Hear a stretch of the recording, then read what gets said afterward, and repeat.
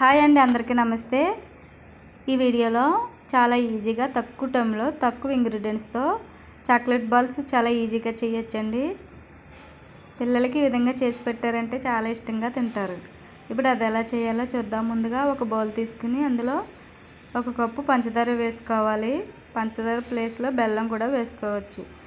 అలాగే 75 grams butter కూడా వేసుకుని పంచదారలో బాగా మెల్ట్ అయిపోయేలా కలుపుకొని ఇప్పుడు 1 కప్పు కాచి చల్లార్చిన పాలు వేసుకొని మొత్తం పంచదార కరిగిపోయేంత వరకు కలుపుకోవాలి. పంచదార కరిగిపోయిన తర్వాత 1 కప్పు మైదా పిండి వేసుకోవాలి. మైదా పిండి ప్లేస్లో గోధుమ పిండి కూడా వేసుకోవచ్చు. ఇలా మైదా పిండి వేసుకుని బాగా కలిసిపోయిన తర్వాత 1/2 కప్పు కోకో పౌడర్ వేసి మొత్తం కలిసేటట్టు కలుపుకోవాలి. ఇలా కలిపిన తర్వాత 1/2 టీ స్పూన్ బేకింగ్ పౌడర్ అండి, ఇది బేకింగ్ పౌడర్ వేసుకుని బాగా కలుపుకోవాలి. ఇప్పుడు బాగా కలిసిపోయిన తర్వాత ఇందులో చిటికెడు ఉప్పు కూడా వేసుకోవాలండి. ఈ కన్సిస్టెన్సీ వస్తే సరిపోతుంది. చూసారు కదా. ఇప్పుడు ఇందులో చిటికెడు ఉప్పు వేసుకుని మరొకసారి బాగా కలుపుకోవాలి. ఇలా కలుపుకొని ఇప్పుడు స్టవ్ వెలిగించి గొంతు పొంగనాల ప్యాన్ తీసుకుని ఈ విధంగా కొంచెం వేసుకోవాలండి.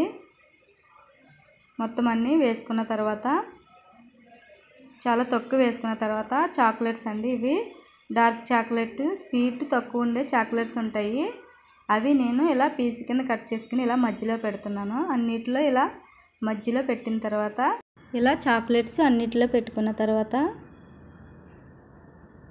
కేక్ బ్యాటరు మరొక లేయర్ కింద పైన వేసుకోవాలి.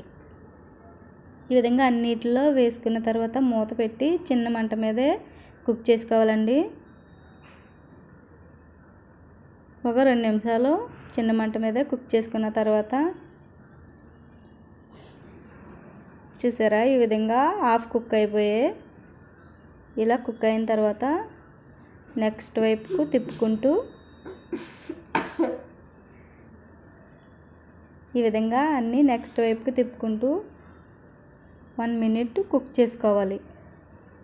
ఇదే విధంగా మొత్తం పిండి అంతా వేసుకోవాలండి.